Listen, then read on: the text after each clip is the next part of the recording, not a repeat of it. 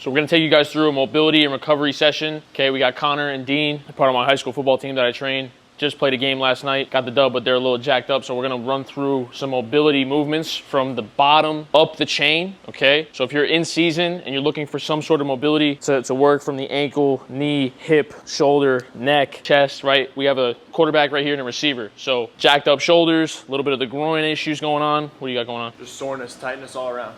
Yeah, so feeling out, right, some of the fatigue that they're previously dealing with, just making sure that we're getting some blood flow. We're gonna run you guys through. We're gonna start with sled, and then we're gonna start with the lower leg. So from the toes to the ankle to the calf. Let's roll. 4. So you can go pretty slow, but just getting the slow controlled pace on the way back. Deeper steps too, like behind you, behind you, behind you. Get a little rhythm though with it, right? Boom, boom, boom. Cool. Can you hit the juggles or what? Start with 2. Start with 2. People start like that. So here. So you start here. 1, 2, catch, catch. 1, 2, catch, catch. 1, 2, catch, catch. 1, 2, catch, catch. Just go over here so you can get in the visual and just work. Look, turn that way so you have like no space between the walls, so get closer to the wall. Makes sense? So 1, 2, catch, catch. You gotta throw it at the same height. Just start there. Boom, boom. You hit your 4? Cool. Dean, switch. Go forward. Just think about controlled steps here. Boom, boom, boom. Yep. And then going on the way back, just don't have to get so low, almost like you're walking. Boom, boom. Yeah, control the reps. So what we're doing is just building up blood flow with the knee to ankle to toes. He's gonna go back. We're gonna go 4 reps, down and back is 1. Connor's hitting some juggles. What are we saying? Get the awareness going. Boom, boom, boom. Yeah. So face the wall so you can't go anywhere. So what the sled is doing as he's going back, right? A lot of guys have much fatigue in the knee to ankle, okay? And the sled is a great way because 1, the angle in which you're going is gonna force blood flow to it, but at an easy level. So he's not pushing fatigue. This isn't like heavy squats or anything, but he's still getting a stimulus in the leg. You can literally see muscles firing. So we'll get 2 sets back and forth. You guys can switch. So this is your first go at juggling, yeah? I've been juggling my life. For real. So yeah, just continue to get to the same height of 1, 2, catch, catch, catch, catch, and then work both sides starting, right? So if you start with your right, start with your left, and then boom, boom. Juggling is just a good way to develop a sense of awareness. Dean's a receiver, so expanding the capacity, especially within your helmet when you're like, ooh, reacting to balls being thrown at you. Juggling is great for that because you have to continuously move your eyes in different directions to catch the ball. You watch Marvin Harrison Jr., he's literally juggling before the game. Like, what are we talking about? Boom, boom, boom, boom, boom, boom. So it doesn't matter if you're quarterback, receiver, lineman. I have all my linemen juggling, DBs. It's just, the purpose of it is not necessarily to actually catch the balls necessarily. It's more the awareness and the cognition of your eyes. So like an example, I can show some juggling against the wall. So this would be another variation.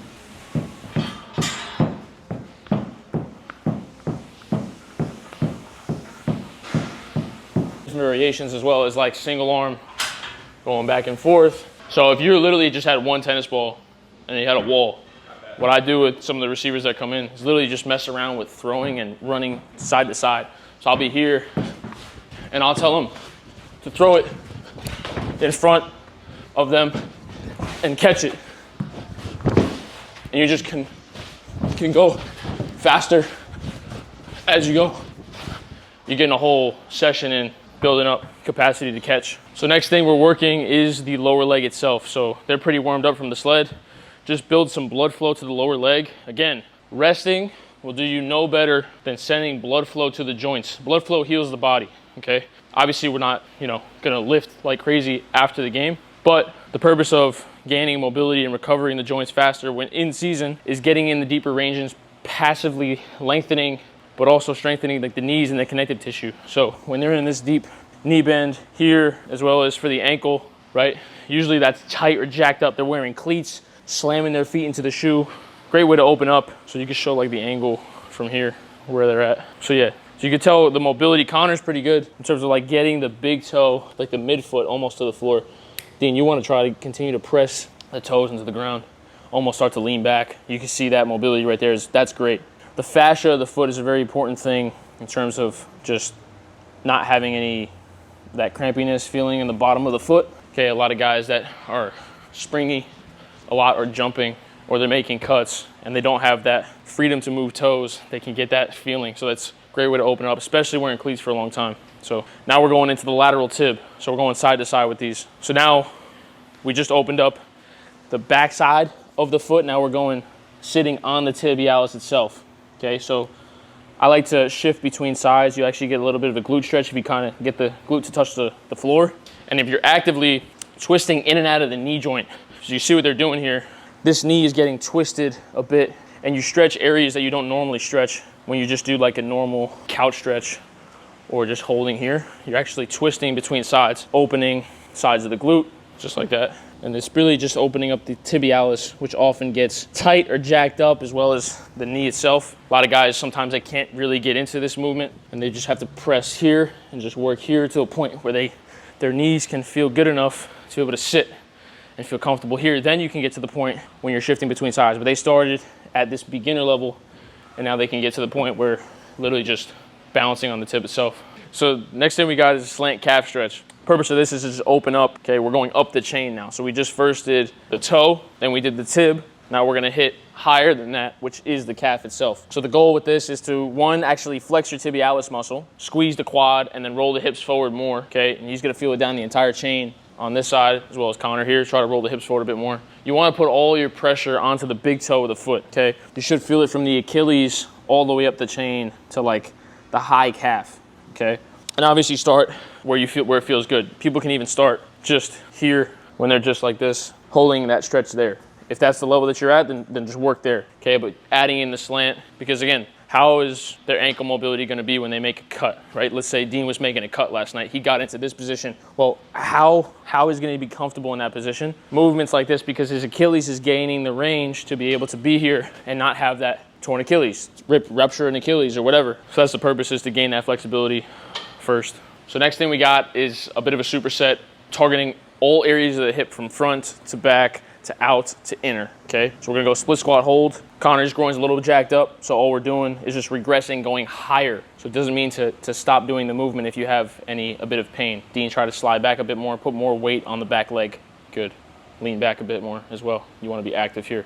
So the goal is to keep your entire torso straight down the line. Why? So that he can gain the length that he needs to in the groin itself. That's a bit fatigued from the game, and then also be able to open up the connective tissue in the knee. If you see Dean here, what's going on is his tendons and ligaments are lengthening, okay, passively. Now, a lot of the game last night that they were playing in, majority of the game is played at the mid-level. So the tendons and ligaments and the connective tissue get shortened up. And the only way to open them up is to get into these deep knee bends here. I mean, you guys could speak for this yourself. Like, how does it feel after doing the split squat with the knee joint itself? After Thursday, Yeah. I felt great. Like, I woke up the next morning, and like you kind of have like the adrenaline from waking up in the morning, but also your body feels like probably the best word for it is like rejuvenated. Like you're just ready to go for the game. Like you're confident that you can make all your cuts and not get hurt. Yeah. And it's really about the knee joint specifically. Like the knee joint feels good. So you're like, oh, cool. Like it's not breaking down on me. I'm not playing with a risk or anything like that. So cool. So from there, we're gonna work the elephant walk. Okay. So you guys are gonna stay where you're at, hands on, right? 10 each side. Or Dean, we can get to the floor, right? Connor's as well at the floor. So the elephant is it's an active movement. We're bending both sides and then extending one leg. You wanna, when you extend that one leg though, you want to focus on holding and actively holding, pressing the big toe into the ground and squeezing the quad.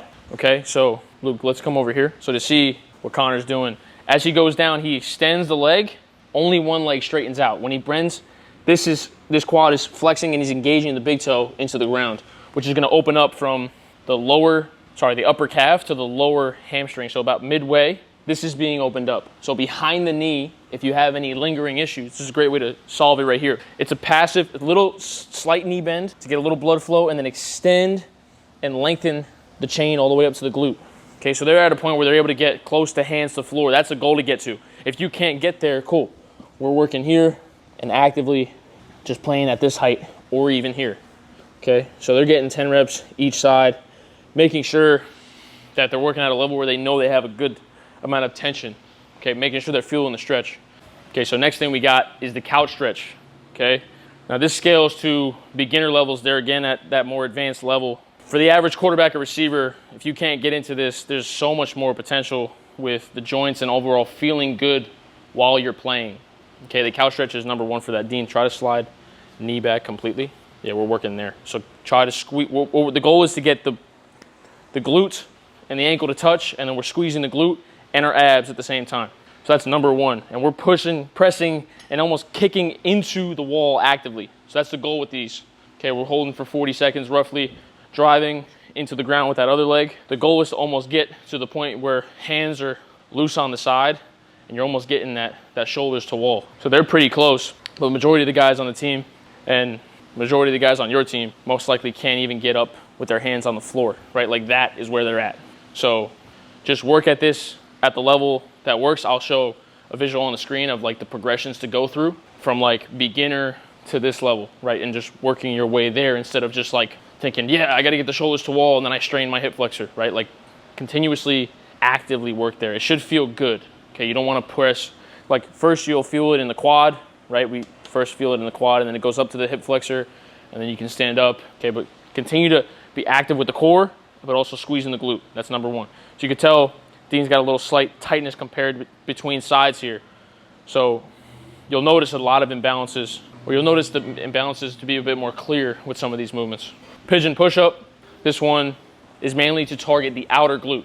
So the first one was the ATG split squat hold, or in this deep position here, opening the front of the hip as well as passively lengthening the front of the knee. Elephant walk was to open the back chain, okay? Couch stretch was to open the front chain a little bit higher and into the quad.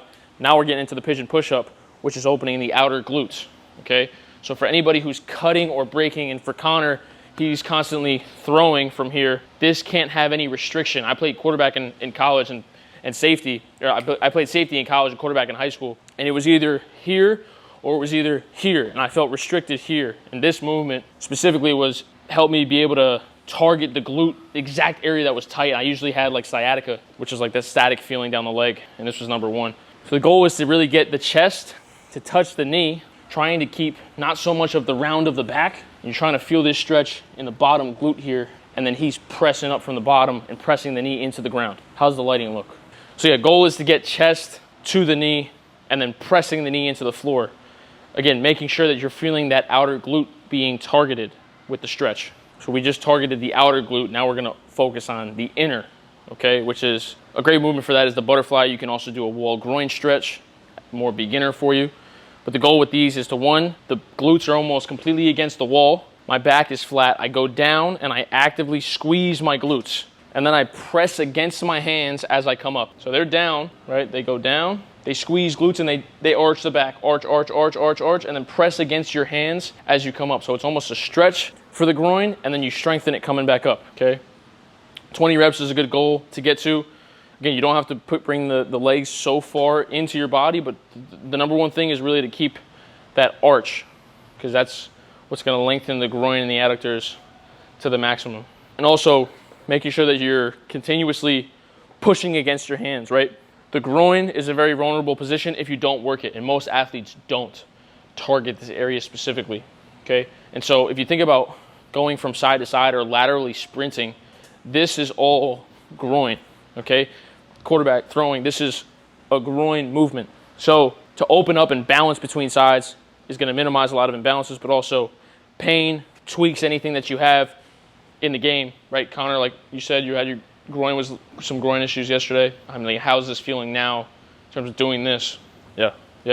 You want to get to a point where the mobility is the standard and you get way less fatigue. So the purpose of doing this, like the active stuff, instead of just doing like the passive butterfly where you're just sitting there, is over time it shortens, okay? But with this stuff, Connor, you haven't hit many butterflies over the span of like the last 2 months, but you're still at the level where he's just like, boom, because we worked our way there. So like if you do more active, that press against it and then press back down, that stretch strength, you don't have to actually work it as much, and you'll have way less fatigue in the area whenever you get into like a new movement like a squat or you're laterally running a lot, like way less soreness from a sprint session from a practice. So this is the purpose of this, and this is why doing this at least 2 to 3 times a week is critical for not having like constant fatigue, especially for football guys. Usually week 8, week 9, week 10 is when we can go see the good morning hold. Week 8, week 9, week 10 of the season is when your like body's breaking down and this and that, and I'm feeling tightness, I'm feeling pain. Well, if you did this twice a week, actively strengthening and then stretching the areas and the joints, you wouldn't have like the setback, and you wouldn't have the constant breaking down of the body like everybody else has, usually in the NFL, college, whatever. You can strength train with your team and hit box squats all you want, but the hips getting tighter and tighter because you're sprinting every single week. You got to hit that full range of motion. You got to get the deep range. You got to be comfortable in like a split squat or a split. Like that's the goals that we're getting to, and they literally feel it themselves, right? And I felt it myself, and I played at Division I college, so it's up to you. But here we go. See you good mornings. So we're going holds here. All right, boys. So active arch, right? Knees are out. We go down. Chest is up. Chest is up. Chest is up. And we're actively pushing knees out, and we're holding there for 10 seconds. 10 seconds, 10 seconds. So we want to arch here. Arch, arch, arch, right there. And hold there. Push knees out actively, keeping toes into the ground. And then we come back up. Okay? This is a great way to see. So we just did the butterfly. This is also going to target the inner, but it's also going to lengthen the glutes. You see how they're not rounded like this. They're bringing the glutes with them. Okay? If you notice, this is a popular stance to be in actively, athletically. Okay? So whether you're making a cut or you're a linebacker getting ready to hit somebody or whatever, it's very crucial for the glutes to be opened up specifically. So that's why we're doing the seated good morning. The pigeon that we did previously that was opening the outer glute is just here. But the middle glutes are really focused here when they bring them with them. They have that arch in the back, their chest is up, right, looking up. The chest is only going forwards. It's not going down. You want to think about that. Chest is going out, out, out, out, right there. Arch, Connor, arch, arch, arch, right there. Right there, good. We're actively bringing the knees out. Yeah, good, good, good. Chest is up, flat back. We're holding. We're actively pushing out with the knees. Toes are still into the ground. You're feeling that whole chain open up, and then we're coming back up. 5 reps. I mean, like, it's phenomenal, phenomenal. We're going to go through this again. We'll get back to you on the upper. Just get like 5 more reps. Here we go. So in the pigeon, the goal is to get chest to floor, actively opening up this glute and then pressing the knee into the ground as he comes up. So it's a stretch strength. A lot of guys with sciatica, a lot of guys with this restriction of the hip, okay? This is the number 1 movement that I've used personally that works. It's very, very accessible for guys to get into. So to finish off for today's going up the chain of the body, so we worked all around the hip, we did the lower leg, now we're getting to the upper, okay? Dean is hitting external rotations for the shoulder, okay? Number 1 movement that I would say personally in terms of just building resilience of the shoulder, not having, I had AC joint issues, Connor's had some shoulder issues. This has been literally the almost bulletproofing exercise for it. So come around here. The thing is, you want to keep the knee in, right? We're going down with the weight and controlling. We're going to get to a point where we feel a stretch here. We're keeping the knee in, and then we press back up and fully squeeze in that entire rotator cuff. Okay, so it's literally going to reverse rounding of the shoulder. Let's get 10 reps both sides. Connor here is hitting the ATG incline fly. So the purpose of this is to go back in a Y shape. He's opening up the inner chest as well as the shoulder itself, and then twisting inward. You can see some of imbalances, okay, for him being a quarterback, constantly being here, right? You can see one side is tighter than the other a little bit, but the purpose is to feel the stretch here and then press up from the position, okay? This is a great way of opening up the chest and inner shoulder, and then combining it with the external rotation is a great way to literally like put the shoulder into place, build stability there, get some good blood flow directly to the shoulder joint specifically. If you feel any pain with the ATG incline fly, all you got to do is 1, get a little bit wider, okay, and try to keep these elbows locked out. So as you're going down, so you start here, then you twist in, so you guys can see a bit of the imbalances that he has, and then he's pressing back up from the position. But if you have pain in the upper shoulder, just go a bit wider as you go down, okay? But this is, so back up. So this is the mobility recovery day right after winning a game last night, football game, okay? Quarterback and receiver working different things, but really just doing the same movements to target the areas that they felt they had imbalances or weakness or fatigue in, okay? Full ATG style, right? Just working full range of motion, building overall joint health, throughout the next weeks of the season, right? We're getting into week 7. How we feeling? Boom, phenomenal. So the frequency of these movements is really just gain mobility long term so that playing feels good, okay? You guys can rep this on your own. Think about the cues that we're working on here, and you'll notice a big difference in terms of your fatigue on and off the field, especially if you're in season as an athlete. So hope this video helped y'all. I know it did. We're gonna finish up the session. We'll play some basketball, get some dunks for y'all. Stay locked in.